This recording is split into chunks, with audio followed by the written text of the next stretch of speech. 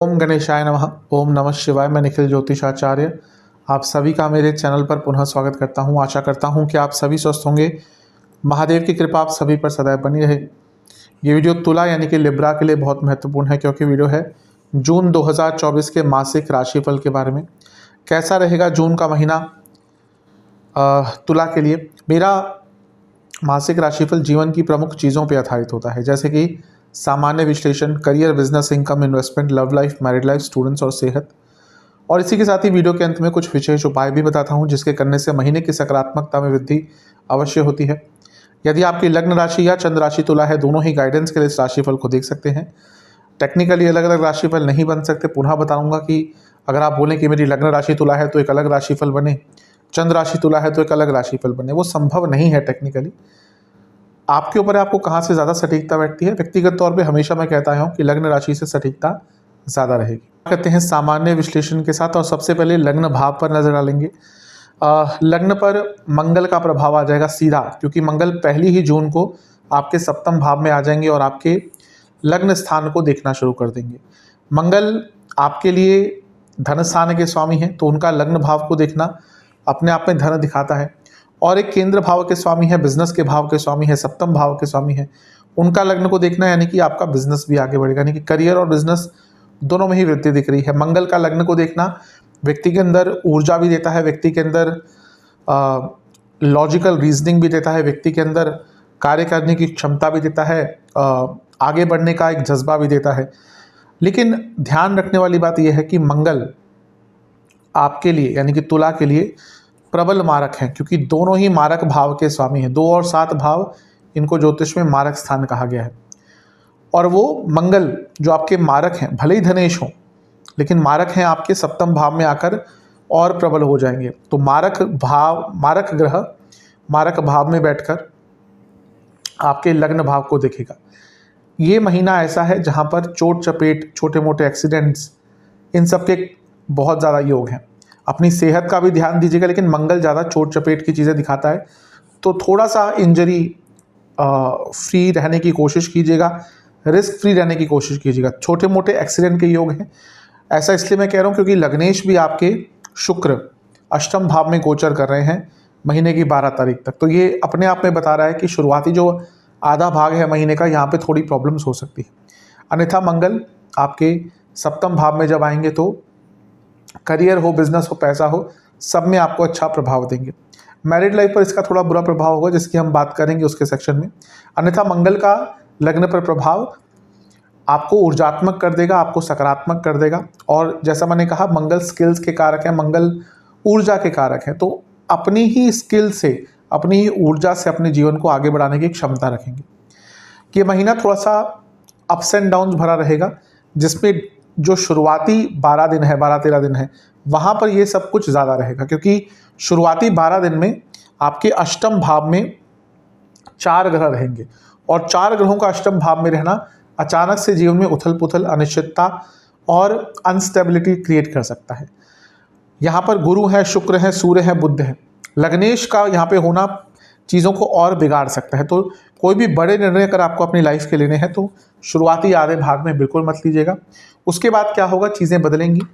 12 तारीख को शुक्र यहाँ पे आ जाएंगे, 14 तारीख को बुध यहाँ पे आ जाएंगे, और 15 तारीख को सूर्य भी आपके नवम भाव में आ जाएंगे। तो ये तीनों ग्रह आपके नवम भाव में प्रवेश कर जाएंगे, और ये साफ बता रहा है कि भाग्य का साथ आपको मिलना शुरू हो जाएगा। क्योंकि पहला तो बुध यहाँ पे है जो भाग्येश है, शुक्र यहाँ पे है जो लग्नेश है। इन दोनों की जोड़ी अपने आप में उच्च कोटि का राजयोग बना रहा है, उच्च कोटि का राजयोग बना रहा है। और यहाँ पे सूर्य भी है जो लाभेश है, यानी कि आप कॉन्ट्रास्टिंग डिफरेंस देखेंगे महीने के मध्य भाग से पहले और उसके बाद में।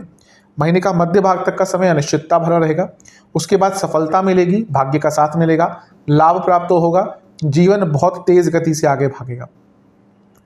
इस महीने की जो सबसे महत्वपूर्ण चीज़ है वो है शनि महाराज का वक्री होना। 29 तारीख को शनि वक्री अवश्य हो जाएंगे, लेकिन कोई भी ग्रह एक दिन में वक्री नहीं होता, पहले उसकी स्पीड कम होती है। तो शनि महाराज की स्पीड ऑलरेडी कम होना शुरू हो गई है। और क्योंकि शनि आपके योग कारक हैं और आपके लिए महत्वपूर्ण स्थानों के स्वामी हैं, जिसमें से एक चौथा भाव है, पंचम भाव है, यानी कि पूरे जीवन में एक ठहराव सा आएगा, थोड़ी सी रुकावटें, तो रुकावटें नहीं कहूँगा, मंदता यहाँ पे सही शब्द है, यानी कि चीज़ें स्लो डाउन होना शुरू हो जाएंगी।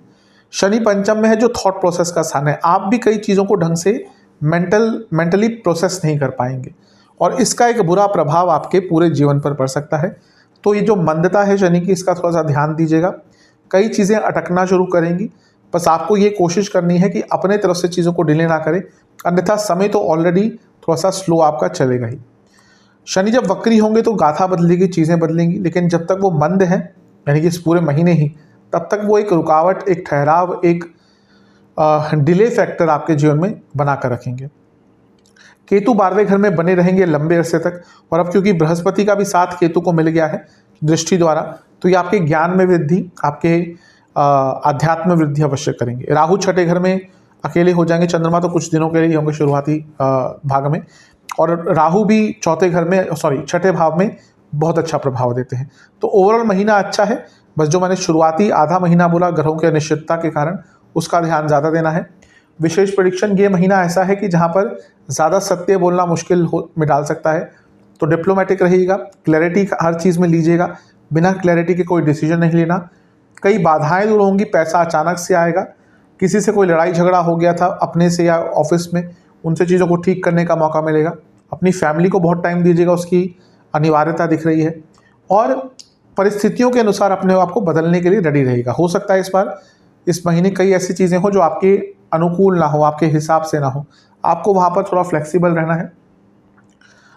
थोड़ा वाणी की मधुरता पर ध्यान दीजिएगा, मधुरता नहीं, शब्दों के चयन पर ध्यान दीजिएगा, क्योंकि यहाँ पे ऐसा बहुत बार हो सकता है इस महीने कि आप कुछ बोलें जिसका अर्थ कुछ और निकले और उसके कारण बुरी प्रॉब्लम्स में फंस सकते हैं। यात्रा के योग इस महीने कई बार आपके बन रहे हैं, तो यात्रा पर भी निकल सकते हैं, और इसके साथ ही कोई कार्य अगर नहीं पूर्ण हो रहा था तो उसको पूर्ण करने के लिए कहीं ना कहीं से मदद प्राप्त हो सकती है। तो महीना अच्छा है, इन सब चीज़ों पर ध्यान दीजिए। तो हैं करियर की तरफ, जहाँ तक करियर की बात है, महीना अच्छा दिख रहा है, क्योंकि पहला तो मंगल आपके 7वें भाव में आ जाएंगे और आपके 10वें भाव को देखेंगे। पहली जून को मंगल आपके 7वें भाव में आ जाएंगे। भले ये नीच की राशि है मंगल की, हाँ थोड़ा स्ट्रगल रहेगा, उसके बारे में बात करूँगा कुछ चीज़ों में, लेकिन क्योंकि मंगल धनेश भी हैं, तो यहाँ पर आपके जॉब में पैसे बढ़ने के योग बहुत बन जाते हैं। और मंगल 7वें भाव में है, अपनी राशि के हैं, बहुत स्ट्रांग है, रोचक नाम का पंच महापुरुष राजयोग बना रहे हैं, और ये भाव 10वें से 10वां है, तो प्रमोशन के चांसेस इस महीने बहुत हाई हैं। अगर आपके ऑफिस में जून में प्रमोशन के का वो प्रोसेस चल रहा है, अप्रेजल आदि चल रहे हैं, तो ये महीना आपके लिए बहुत श्रेष्ठ है। शुरुआती भाग में ही कुछ ना कुछ अच्छा रिजल्ट आपको प्राप्त हो जाएगा। मैंने कहा मंगल की नीच की राशि है जिसको वो देख रहे हैं, तो इसका प्रॉब्लम ये हो सकता है, मंगल एग्रेसिव है, मंगल थोड़े से उग्र हैं, तो जब वो आपके 10वें घर को देखेंगे तो उग्रता आएगी, और हो सकता है किसी के प्रति गुस्सा निकल जाए और उसका एक बुरा प्रभाव आपके कार्यक्षेत्र में थोड़ा बहुत पड़ सकता है, ज़्यादा नहीं लेकिन थोड़ा बहुत। एक जो मेजर कंसर्न है वो ये है कि 10वें से अष्टम में शनि वक्री हो जाएंगे 29 को, लेकिन मंद पहले ही हो जाएंगे, तो कार्य क्षेत्र में ओवरऑल ही डिले रहेगा, आपके कार्यों में डिले आएगा, अनवांटेड डिले, अचानक से काम अटक रहे हैं, अचानक से कोई प्रॉब्लम आ गई जिसके कारण डिले हो जाएगा, तो इससे थोड़ा सा आपको बचना है। अदरवाइज ये महीना आपका अच्छा है। 12 तारीख तक 10वें से, या कहिए 15 तारीख तक 10वें से 11वें भाव में बहुत सारे ग्रह रहेंगे, तो ये पीरियड जॉब जो चेंज करना चाहते हैं उनके लिए भी बहुत अच्छा है। थोड़ा सा ध्यान आपको देना है महीने के मध्य भाग के बाद, जब आपके 9वें भाव में बुध, सूर्य और शुक्र 12 से 15 तारीख के बीच में आ जाएंगे। 12 को शुक्र, 14 को बुध और 15 को सूर्य। तो यहाँ पे महीने के मध्य भाग के बाद बॉसेस से थोड़े से वाद विवाद हो सकते हैं, उससे थोड़ा सा आपको बच के रहना है, अन्यथा तो ये महीना आपका कार्य क्षेत्र में अच्छा ही जाएगा। मंगल ऊर्जा प्रदान करेंगे, बस उस ऊर्जा को सही डायरेक्शन में लगाना है। विशेष प्रेडिक्शन, ये महीना अपने करियर को एक्सपेंड करने का है, फ्यूचर के हिसाब से या फ्यूचर में क्या करना है उसकी बुनियाद इस महीने रखी जा सकती है। बहुत कुछ सीखने को मिलेगा, जॉब ऑफर्स आ सकते हैं जो लोग नई जॉब ढूंढ रहे थे, और आपको अपने कार्य क्षेत्र में बहुत एप्लीकेबिलिटी और इन्वॉल्वमेंट दोनों ही दिखाने का मौका मिलेगा। महीना बहुत अच्छा है। इवन अगर आप ग्रुप में काम करते हैं, आप अगर एक टीम का हिस्सा हैं, तो उस टीम में एक शाइन करके आगे निकलने का मौका आपको इस महीने प्राप्त हो सकता है। बिजनेस की तरफ, जो लोग बिजनेस करते हैं उनके तो महीना बहुत अच्छा है। सप्तम भाव मंगल का है और सप्तमेश मंगल ही यहाँ पर आकर विराजमान हो गए। ये अपने आप में बहुत श्रेष्ठ है, श्रेष्ठतम है। ये राजयोग भी बनाएंगे, पंच महापुरुष योग भी बनाएंगे और धन योग भी बनाएंगे। मंगल क्योंकि धनेश हैं और वो सप्तम में आ रहे हैं, जो सप्तम भाव जैसे मैंने कहा बिजनेस का है, 100% ये जो महीना है आपका पैसा कमाने के लिए बहुत अच्छा है। काम भी आगे बढ़ेगा, ऊर्जा भी रहेगी मंगल के कारण, जोश भी रहेगा, हौसला भी रहेगा। और शनि की दृष्टि मंगल पर है। मैं हमेशा कहता हूँ ये कंस्ट्रक्टिव प्लस डिस्ट्रक्टिव होती है। यहाँ पे लेकिन ज़्यादा कंस्ट्रक्टिव चीज़ें दिख रही है, स्पेशली अगर आपका कुछ मैन्युफैक्चरिंग का कार्य है, कंस्ट्रक्शन का कार्य, यानी कि कोई प्रोडक्ट बेस्ड कार्य है जो आप बना रहे हैं, जहाँ पे कुछ बनता है, कंस्ट्रक्ट होता है, वो हर चीज़ में एप्लीकेबल होता है। तो अगर ऐसा आपका कोई बिजनेस है तो आपको बहुत लाभ होगा। ध्यान बस देना है कि शनि वक्री हो जाएंगे, मंद हो जाएंगे, तो एक स्लोनेस रहेगी आपके पूरे बिजनेस में, एक स्लोनेस आपको देखने को मिलेगी। मशीनरी का कोई कार्य है तो ध्यान रखिएगा, आपकी कोई बड़ी मशीनरी इस महीने खराब हो सकती है जिसपे अत्यधिक खर्चा रहेगा। एक थोड़ी सी जस्ट नेगेटिव चीज़ ये है कि आपका सप्तम भाव जो है वो पाप कर्तरी में रहेगा, क्योंकि एक साइड राहु होंगे, एक साइड सूर्य होंगे। 15 तारीख तक पाप कर्तरी है, तो खर्चे बढ़ सकते हैं। और राहु एक साइड है, सूर्य एक साइड है, यानी कि सरकारी प्रॉब्लम्स और दुश्मन भी आप पर हावी होने की प्रयास करेंगे और कुछ खर्चे भी बढ़ सकते हैं और अचानक से कुछ नुकसान थोड़ा बहुत हो सकता है। ये बस कुछ ही टाइम के लिए होगा, 15 तारीख के बाद यहाँ पे भी आपको सुधार देखने को मिलेगा। तो ओवरऑल ये महीना स्पेशली मंगल के कारण बिजनेस में बहुत अच्छा रहेगा। विशेष प्रेडिक्शन, पैसा बहुत आता दिख रहा है, लेकिन अपनी ऊर्जा को सीमित रखिएगा, नियमित रखिएगा। धन को मल्टीप्लाई करने का, यानी कि काम को मल्टीप्लाई करने का ऑफर मिल सकता है आपको। बहुत बढ़िया बढ़िया ऑफर्स इस महीने आपके पास आ सकते हैं। बस ये है कि शनि आपको हर चीज़ का पूरा लाभ नहीं उठाने देंगे, 100% चीज़ को कहीं ना कहीं 80 तक आके रोक देंगे। ये शनिदेव का थोड़ा प्रभाव रहेगा। कोई सरकारी बाधा आ रही थी, कोई केस चल रहा था आपके कंपनी पे, आपके बिजनेस पे, वो दूर हो सकता है या चीज़ें सॉल्व हो सकती है। अगर फैमिली बिजनेस है तो भी ग्रोथ बहुत होगा, लेकिन फैमिली बिजनेस है तो संबंध थोड़े बिगड़ सकते हैं। इसलिए जब वाणी का उपयोग करें तो बहुत केयरफुली इस महीने करेंगे तो आपके लिए अच्छा रहेगा। ओवरऑल महीना देखा जाए बिजनेस के लिए बहुत अच्छा है। चलते हैं इनकम, इन्वेस्टमेंट और एक्सपेंसेस की तरफ। सबसे पहले इन्वेस्टमेंट की बात करते हैं।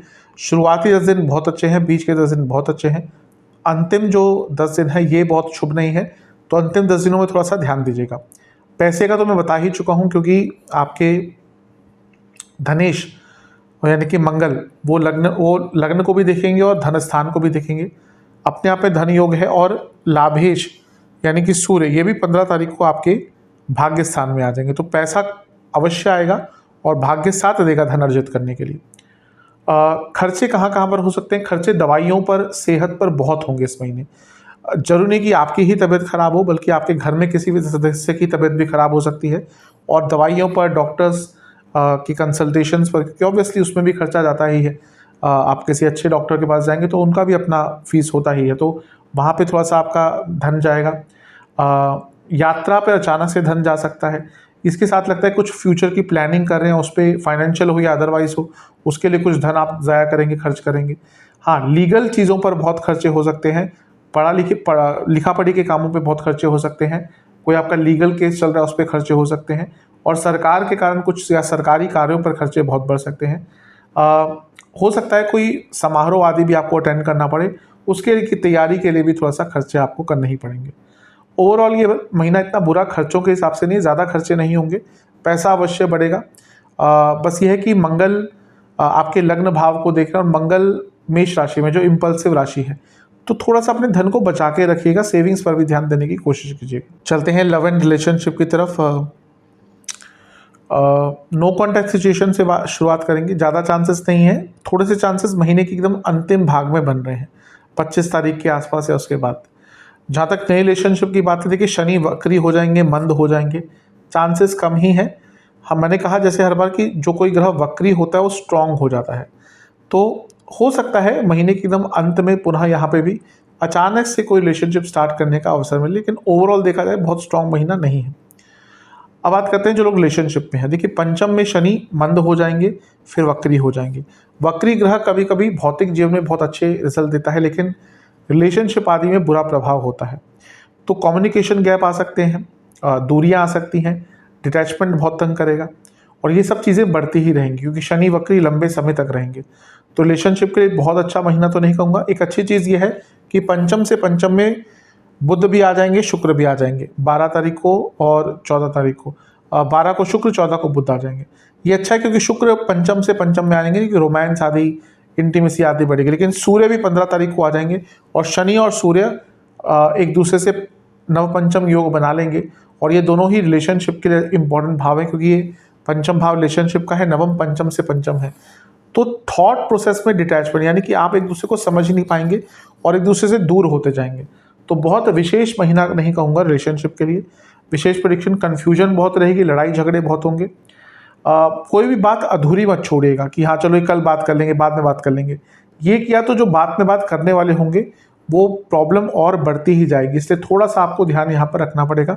किसी की सुनी सुनाई बातों पर ध्यान मत दीजिएगा, वो आपके अच्छे खासे चलते रिलेशनशिप को भी खराब कर सकता है। चलते हैं वैवाहिक जीवन की तरफ। वैवाहिक जीवन के लिए थोड़ा सा मिश्रित सा ही महीना दिख रहा है। एग्रेशन बहुत रहेगा। उसका सबसे मेन कारण मंगल है क्योंकि मंगल सप्तम में आ गए, मंगल दोष बना रहे हैं और अपनी ही राशि के हैं तो और स्ट्रांग हो गए। और शनि की दृष्टि भी है। अब शनि भले ही आपके लिए योग कारक है, लेकिन शनि का प्रभाव मैरिड लाइफ पर तो एक सेपरेटर का काम ही करते हैं और वो वक्री भी हो जाएंगे, मंद भी हो जाएंगे, यानी कि मिसकम्युनिकेशन, चीज़ें डिले होंगी, आप दोनों के बीच में थोड़ा डिटैचमेंट्स आएगा, एक दूसरे को समझ नहीं पाएंगे, डिसलाइक क्रिएट होगा। और मंगल के कारण एग्रेशन, जैसा मैंने शुरू में ही कहा, बढ़ता है। 15 तारीख तक तो आपका सप्तम भाव पाप कर्तरी योग में भी रहेगा। एक साइड राहु रहेंगे, एक साइड सूर्य रहेंगे, तो ये पाप कर्तरी योग भी बन गया। तो ये महीना बहुत श्रेष्ठ नहीं है। एग्रेशन, गुस्सा, तू मैं, आरोपीकरण, डिटैचमेंट, ये सारे इस महीने के कई इन सब चीज़ों का प्रभाव आपको अपने मैरिड लाइफ पर देखने को मिलेगा। तो बहुत श्रेष्ठ महीना तो मुझे नहीं दिख रहा। विशेष प्रेडिक्शन, अच्छा, सप्तम से दूसरे भाव में भी बहुत सारे ग्रह हैं जो लग्न से अष्टम है और ये मांगल्य भाव होता है, तो कन्फ्यूजन भी बहुत रहेगी। अष्टम में शुक्र भी है जो मैरिड लाइफ के कारक है, तो जब शुक्र यहाँ पे आ जाएंगे 12 को, बुध आ जाएंगे 14 को, सूर्य आ जाएंगे यहाँ पर 15 को, तो यहाँ से ये बता रहा है कि हाँ चीज़ें थोड़ी सी आपके फेवर में जा सकती हैं, लेकिन महीने का आधा भाग तो थोड़ा सा प्रॉब्लमेटिक ही है। विशेष प्रेडिक्शंस, अपने मैरिड लाइफ को और स्ट्रॉन्ग करने की कोशिश कीजिए, बेसिक्स पर काम कीजिए, वो रोमांस हो, एक दूसरे की केयर करना हो, कम्युनिकेशन हो, टाइम हो, रिस्पेक्ट हो, इन सब चीज़ों पर काम कीजिएगा। हो सकता है किसी और व्यक्ति का इन्वॉल्वमेंट चल रहा हो ऑलरेडी मैरिड लाइफ में, तो चीज़ों को ठीक करने की कोशिश कीजिए। कहीं ना कहीं आपके महीना ऐसा है जहाँ पे प्रॉब्लम्स तो रहेंगी, लेकिन अगर थोड़े से प्रयास करेंगे तो चीज़ें ठीक भी हो सकती है। सबसे इंपॉर्टेंट चीज़ है कम्युनिकेशन, बैठकर बात करनी पड़ेगी। एक्सट्रीम में मत जाइएगा कि हाँ गुस्सा दिखा रहे हैं तो एकदम एक्सट्रीम में दिखा रहे हैं, प्यार दिखा रहे हैं तो एकदम एक्सट्रीम में। जितना आप बैलेंस बनाकर रखेंगे उतना आपके लिए अच्छा है। अपने लाइफ पार्टनर को टाइम देने की आवश्यकता है, और क्वालिटी टाइम, और इसके साथ ही ज़्यादा एक्सपेक्टेशन उनसे नहीं रखिएगा, ज़्यादा शक भी मत कीजिएगा। ये सब चीज़ें आपने ध्यान में रख ली तो मैरिड लाइफ ठीक ठाक चल सकती है। बहुत ज़्यादा विशेष महीना तो मैं नहीं कहूँगा मैरिड लाइफ के लिए। स्टूडेंट्स की तरफ चलते हैं। सबसे पहले एग्ज़ाम्स की बात करेंगे। शुरुआती 10 दिन अच्छे हैं, बीच के 10 दिन भी ठीक है। बस यहाँ पर आपको आपका ना मन अलग ही डायरेक्शन में भाग जाएगा, बस फोकस रखिएगा। अंतिम 10 दिन भी बहुत शुभ है।